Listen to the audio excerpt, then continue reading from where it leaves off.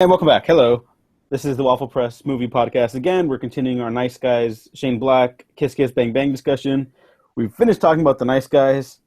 I hope you liked it. If you did, like, subscribe. If you didn't like it, like, subscribe, and check out the rest of this episode right now. Again, I'm your host, Diego Crespo, and with me I have officially recurring guest, Shannon Strucci. Hi, Shannon. Hey. How are you? Good. Talking about some good movies. Yeah, I'm so happy. I spent like 24 hours just watching movies this week because I've been so busy. I fell behind on a lot of them, and I feel so alive. Like I watched Kiss Kiss Bang Bang before, but it's a testament to how good these two Shane Black movies are. That Kiss Kiss Bang Bang and The Nice Guys might be the best movies I've seen, and I watched High Rise and Neighbors 2. For those who don't know, Neighbors 2 is officially the best movie ever made, and High Rise is really, really great. So watch those. Benghazi was okay too. I wanted to like that one more. Did you watch Green Room or The Lobster? No, not yet. Oh my god. That's I a might whole have other to wait for those. Whole other discussion. Don't even get me I won't even get started on those. Okay. We'll just talk about shut up. Yeah, we'll just talk about Kiss Kiss Bang Bang then. Let's not shut up about this one. So Kiss Kiss Bang Bang is about Harry Hart. Did I fuck that up? No, Is it Harry Lockhart? There we go. Harry Lockhart, played by Robert Downey Jr. I wonder if the name means something. I don't know. He's a nothing. I don't know. He's just some up and comer, I guess. He plays a loser. He's a thief, but not really. He's just kind of an asshole. And he ends up going to Hollywood and getting wrapped up in a big mystery with gay Val Kilmer and Michelle Monaghan. Yep. It's wonderful, and it's ugly. Very, very ugly. It's great. See, that doesn't even faze me. I love dark comedies so much, I don't even necessarily think of it that way. The way that I do some other bleaker stuff. But it's just because it's so funny, too. That doesn't mean it's not dark. There's a lot of dark stuff, but it's like finding humor through the darkness, like when his finger comes off again and then the dog eats it. That was the first thing I was going to bring up. Yeah, like in a lot of that could be like in a horror movie, you know? Like this disgusting, like matted German Shepherd, like they're like eating it and there's blood everywhere. Yeah, there's this big cute dog, and then he's crying and he's upset, and the dog comforts him. The dog that just ate his finger. Yeah, it's so great. It's so funny. So weird. Nobody really handles tone like Shane Black. Like that's a lot to straddle in like a handful of minutes. It just oscillates back and forth, back and forth. Yeah. Okay. So he sees someone get murdered, and then he murders the murderer. And he can't even make eye contact for a lot of it. Like but he's so angry, like being upset. That's what we talked about. How Shane Black feels about women. This person has been abusive and has killed this woman, after manipulating her to, whatever, murders. And then Robert Downey Jr. is like, well, he has to die now.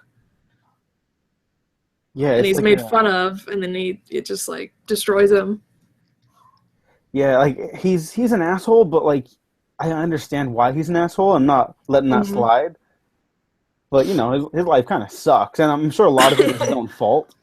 Yeah, I really feel that way. I don't know if there's enough in the movie to say for sure, but I think given his characterization, it's at least a valid standpoint.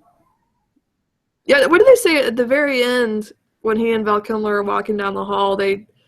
Something about father. Like, I know Val Kilmer, Gay Perry talks about his father beating him. Then does Harry talk about his father being an alcoholic or something like that? Or I can't remember. Oh yeah, there's a lot of symbolism or not so much symbolism as much as text about fathers in this movie. Harmony's dad, and like all their fathers are brought up to an extent. And they're all awful. Yeah, they're not great people. They're terrible. The main villain is the father, I believe. Did I fuck that up already?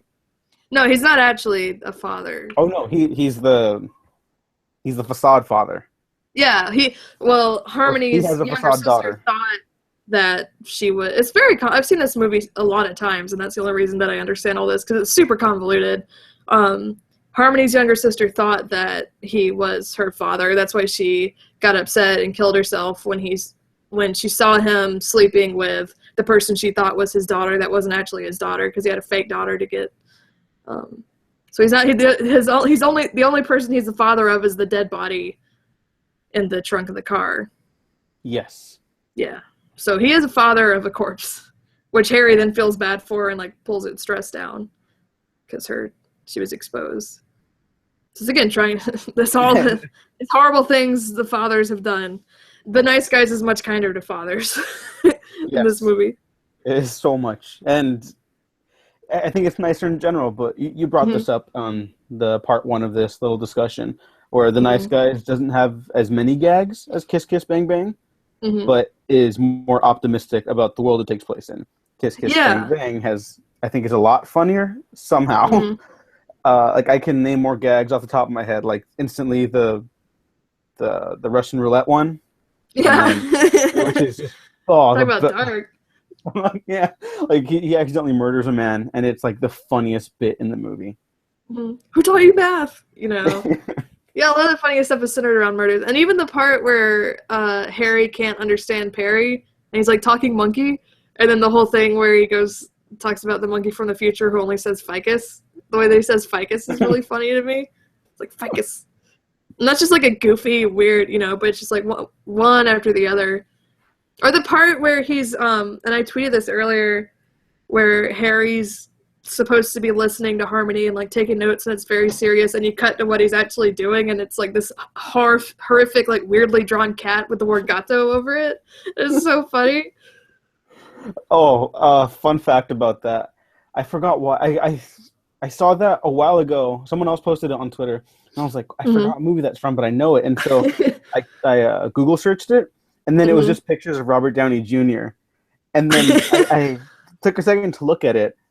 And the cat kind of looks like Robert Downey Jr. Like if you have a bunch of other pictures it does? Here, hold on. You can see little resemblances of it. I never noticed that. So it's like his face on the cat?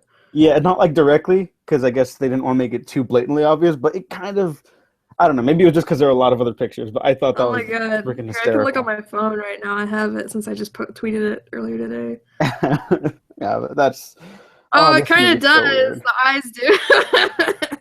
Yeah, great. The big anime eyes. Yeah. Robert Downey Jr. totally has anime eyes, by the way. He does. Yeah, they're big and blue. Glossy. He's an anime character. It's the best.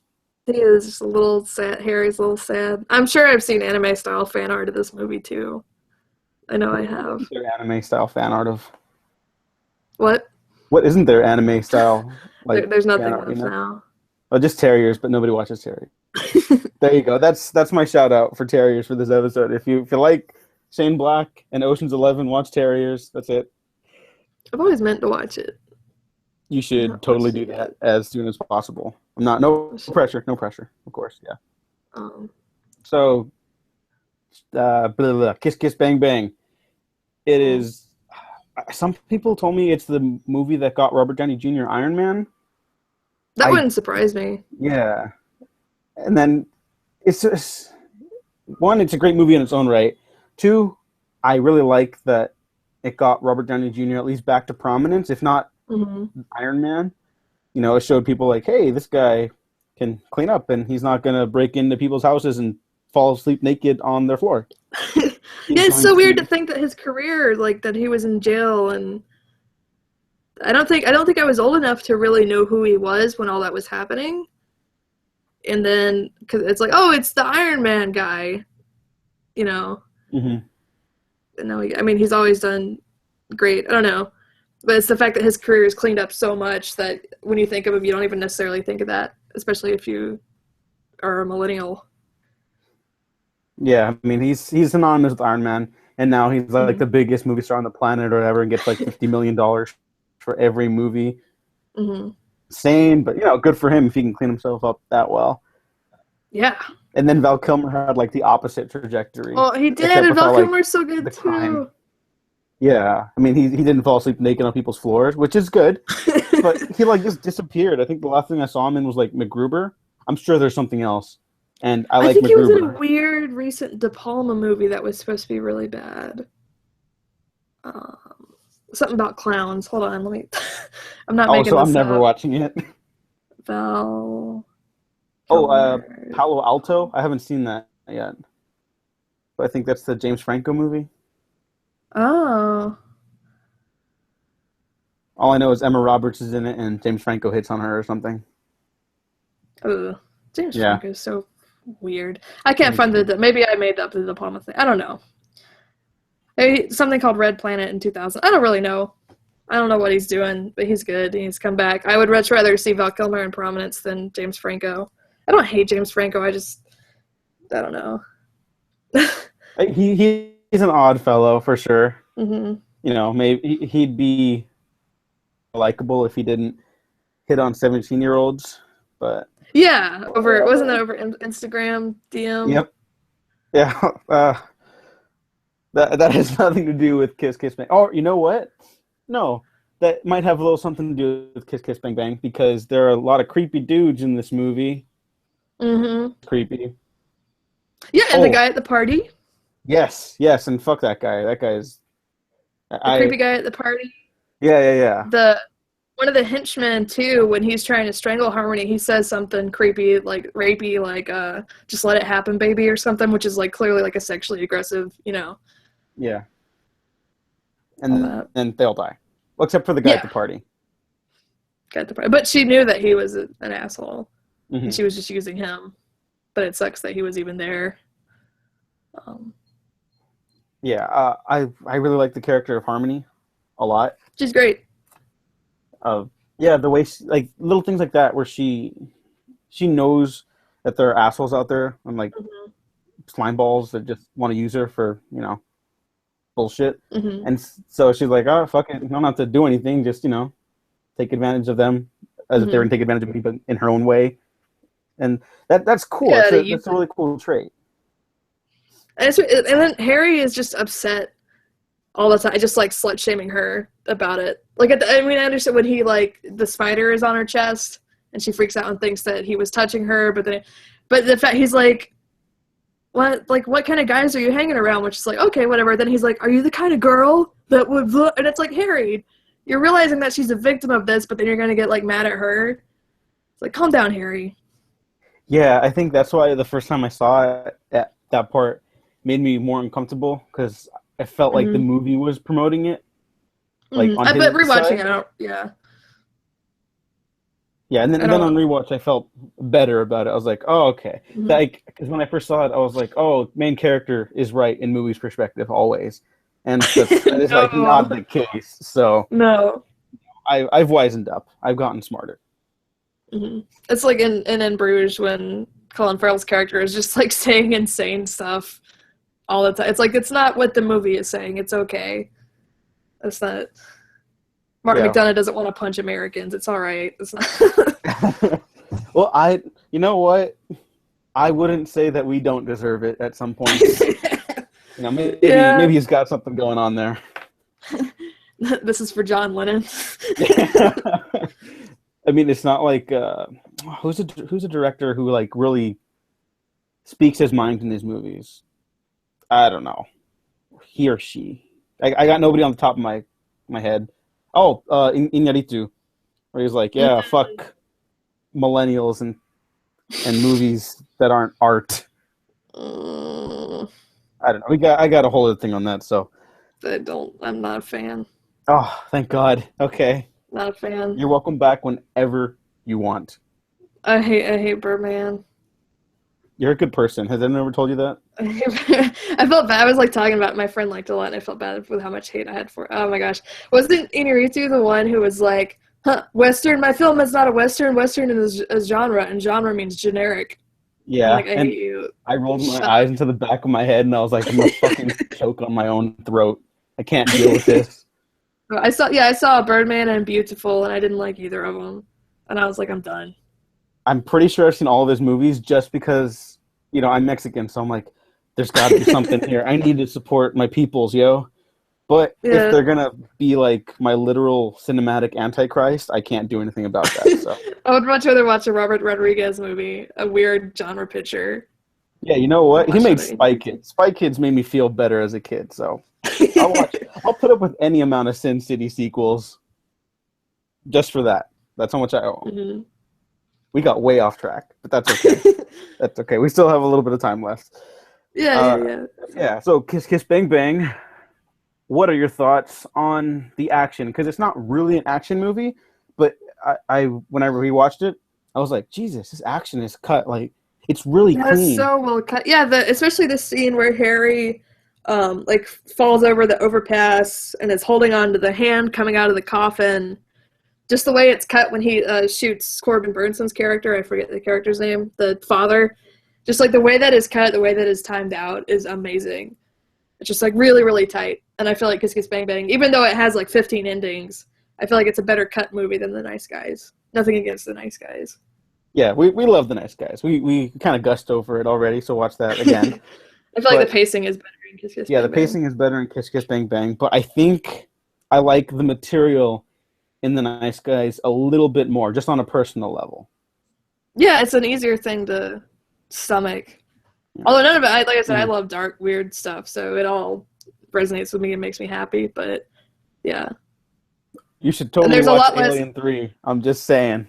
I'll have to check it out. But yeah, and it's not. I mean, I understand that it's a part of Harry's character, I think, but especially the scene that always bothered me the most, although I've softened on a little bit, is when he's at the party and he's like making fun of women who've been molested in their childhoods, and it's him projecting his own. You know, he's just like angry. You know, that he didn't get to have sex with Harmony in high school and whatever. But it's not a fun thing to see Robert Downey Jr. like make a. You know, it's like Then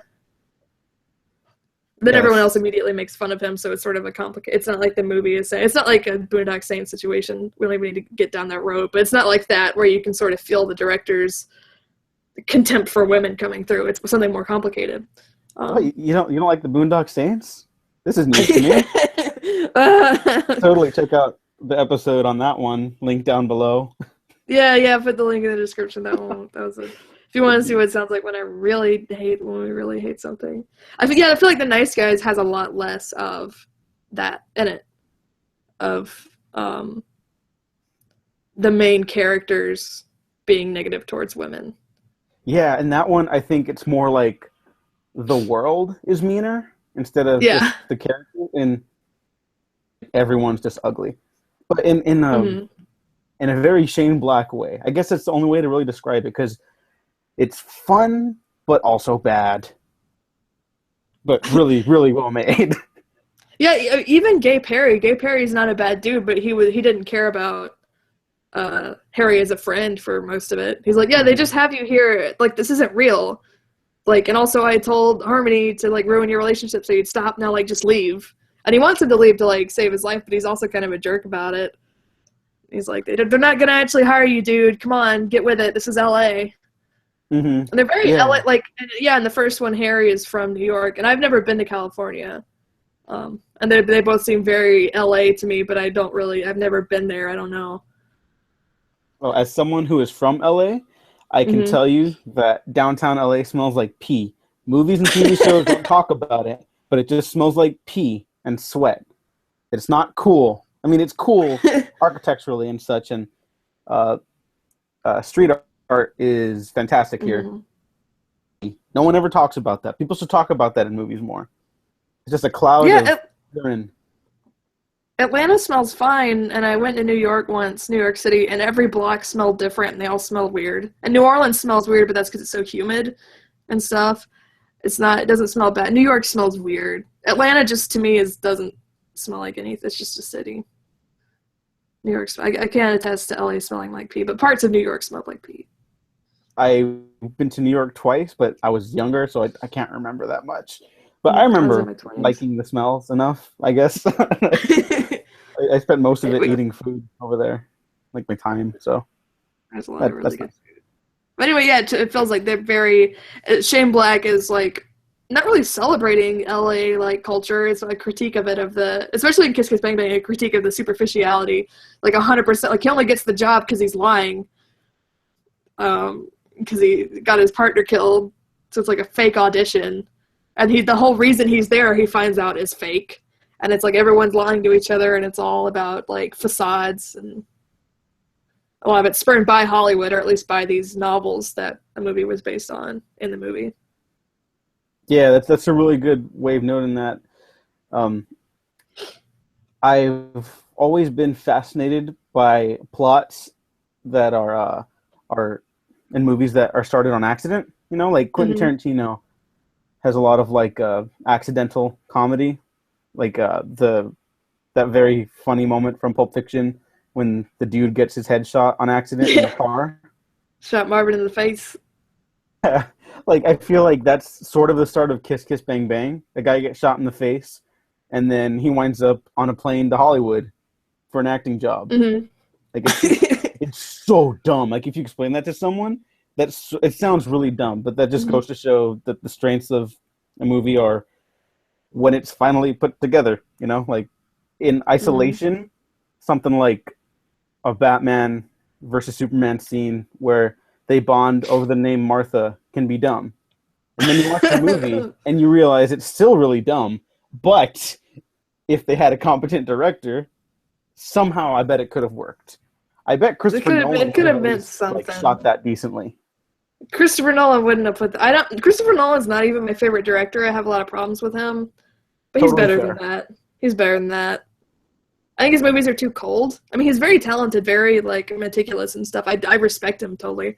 I don't like love his stuff, but I think him directing Interstellar was a bad choice because it's such a saccharine script. But anyway, No, just being I mean agree about on that. Christopher Okay, so Nolan. then Shane Black. I bet Shane Black would have made that moment fucking hilarious.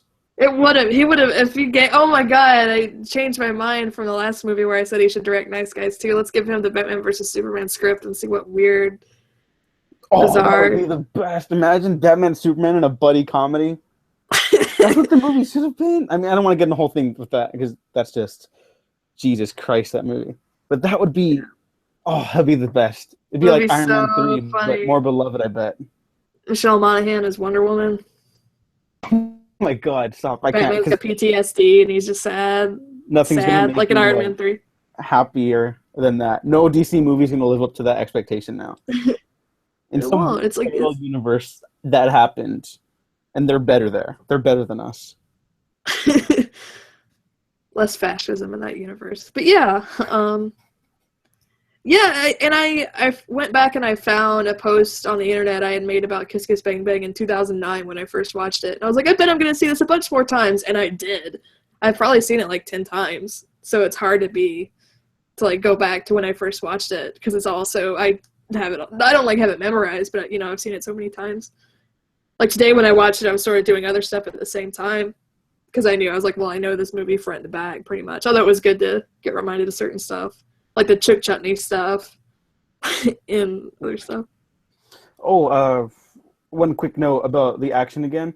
I Mm-hmm. consistently quote the Captain fucking Magic line because that is like the best death. It's kick ass. It's funny. Mm-hmm. It's such a Shane Black. Yeah, and then he just spins backwards, Yeah. and then Harry moves on to do other things he's got to worry about. It's great. Just take out the main villain, just like pop pop. You know, I think so. To get into more action movie territory, I think Mm-hmm. more action movies should do that. Like, it doesn't always need to be the final fight between the hero and the villain. Like, I think there needs to be more stuff based on ideas or like themes at least. Yeah. So, like, you know, the movie continues without the main villain in Kiss Kiss Bang Bang, so they got to clean Yeah, up after them. Like, that'd be more interesting if more movies did that. yeah, that especially when movies just have sort of a cliched or not very well-rounded villain, because not a lot goes into him, but he's really effective to drive the plot forward. And you don't need some big villain backstory. Like, who cares?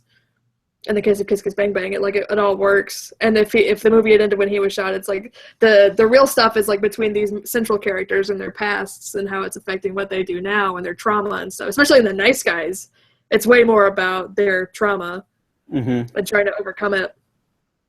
Oh yeah, I didn't talk about it in the last episode, but Matt Bomer is really, I think, the main villain of. I mean, there's like bigger villains in the movie, Mm-hmm. like people who are running the show higher up wise and plot But wise. they don't really matter as much. Yeah, because it's They're not about as, the as character scary. foremost. Yeah, and Matt Bomer's kind of a scary dude in that movie. Is he just like the guy at the towards the end, the assassin they send? Yes, that's him. Yeah, he's scary. He's scarier than like anybody in Kiss Kiss Bang Bang. Just like the psychopathic. Yeah, it's so weird because he's not like that in like anything else I've ever seen him in. Mm-hmm. Like when I heard he was in this movie, I was a little concerned because he's good. I don't see him as like a hitman or that funny. Mm-hmm. Like go watch him in Magic Mike and Magic Mike 2, which are also masterpieces, by the way. I've seen Magic Mike, but it was in a theater where one of the bulbs was out and I couldn't see all of this. They're both on HBO. Everyone go watch those because they're great. He's good in them, but I don't see him as a henchman. And then I watch this movie, I'm like, oh, well, I was wrong about a Shane Black movie twice. So you gotta have faith. Gotta have faith. My faith was broken when Batman stabbed a man in the heart, so I need to gain that back. Yeah, that's the whole thing. Yeah. Kiss Kiss Bang Bang is a super great movie. If you could summarize your feelings on this movie as to why you'd recommend it to people, what would they be? It's a really fun, very carefully written, really funny, postmodern, like dark film that draws both from like pulp novels and like the movies based on those novels and like the film industry and LA and stuff, while also having 3 very well-defined, interesting, compelling characters. And also I like Gay Perry as like an LGBT character. He's really, I mean, there's certain stuff I'm like, I don't know, but he's really great, competent, not just like a campy or tragic, gay person, which is sadly rare. And there's a great female, Michelle Monaghan's character is great too. And Robert Downey Jr. too, the main character, he's very vulnerable. Like rather than being like a super masculine, like badass type. Harry is not a badass. He's very sad, but he's doing his best. And I'd rather watch that than someone who like can't be hurt. Well said. I also like that. Oh God, he's just such a fucking asshole. Like it's just he's so different from all other stuff, And I always thought this part was really funny when they're being interrogated towards the finale, and then Gay Perry uses the pistol that he hid in his crotch, and then Harry, I forget the exact words he says, like, "Oh, I thought it was like some gay thing or something." Like that's funny. Like, it's funny because Harry's an asshole for saying that. I see that one I never read as like, aha, gay people, Yeah, no, it's definitely not. It's not like, oh, gay people. It's not like camp. It's what a straight idiot here. Yeah. What if there was just a Shane Black movie where like all the straight people died, and it's just like Gay Perry and Michelle Monaghan left? I would watch the shit out of that movie. I would absolutely watch that movie. I would watch a buddy cop movie with Ryan Gosling and Russell Crowe where they're gay. They're 2 gay detectives. That's The Nice Guys too. Yeah. I like how both movies end with them starting a detective agency together. It's very cute. Yeah. Or whatever's happening at the end of Kiss Kiss Bang Bang, you just kind of assume that they're working together. Oh yeah, doesn't Harry say that he's working for him now? I think so. I know he's in his office and he's missing his little finger. You know what? That's The Nice Guys too. It's a crossover between both worlds. Oh shit! Wait, no. The Nice Guys takes place in the 70s. Shit. There's a time jump. Time jump, yes. Oh, and then that's the mystery. How'd they get to the past or to the present or whichever? Oh my God, this is happening. Okay, a quick series of rapid fire questions to end off the show. Okay. Number 1. You just answered it. What would you like to see in a Kiss Kiss Bang Bang sequel? Harry opens up his mind and his heart. Okay. And they're more than coworkers. No, I don't know. Yeah. I think Kiss Kiss Bang Bang, like I want to see more of the Nice Guys, maybe because it has more optimism. I think Kiss Kiss Bang Bang works as a singular thing, in a more serious way. To me. Yeah. Okay. Yeah, I know. Especially because of the bleaker outlook on life and everything. Yeah. If you could cast Val Kilmer in any movie coming up or already out, like replace him with any other actor, what movie would it be? Ooh, I don't know. I'm just thinking of him in Tombstone. Like, are there any He was so good. The Magnificent Seven remake. Yeah, yeah. I mean, Thinking of Samantha that, was a cool he would have been movie, really but interesting in Hateful Eight. I still need I'm to not see saying, that. I don't know who I would necessarily have replaced with him, but I think he is enough of a weird character actor type. Not that that's necessarily what, but maybe that's what what he has to do now is just like weird small parts, if he's even doing anything. But that would have been good. I still love you, Val Kilmer. Come back. I Come miss back you. to us.